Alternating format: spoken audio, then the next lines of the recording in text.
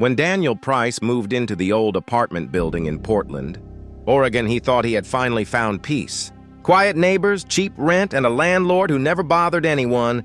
But there was one strange rule. Never speak to the tenant in 4B. Daniel laughed when he heard it. He thought it was some weird neighborhood superstition. Then on the third night, he heard knocking, slow, deliberate, coming from the hallway.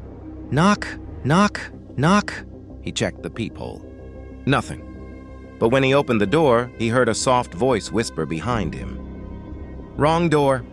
Daniel spun around. The hallway was empty.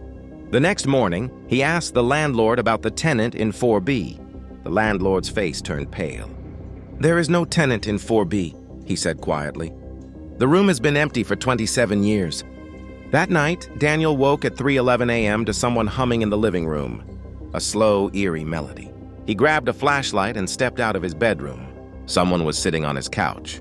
A woman, long black hair covering her face, hands folded neatly on her lap, head tilted like a doll that had been broken and reset. Who are you? Daniel whispered. The woman said nothing. Then from behind her hair, a second face opened its eyes. A pale, sunken face, fused sideways into her skull.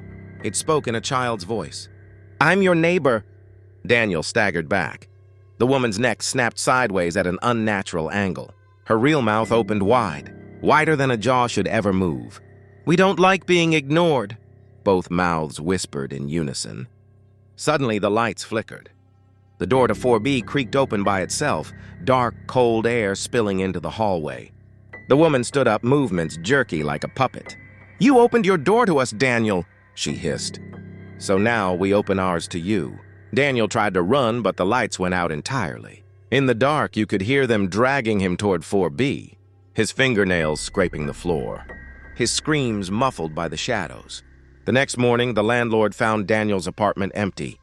But inside room 4B, the couch cushions were still warm. And on the wall, written in something brownish red, new tenant moved in.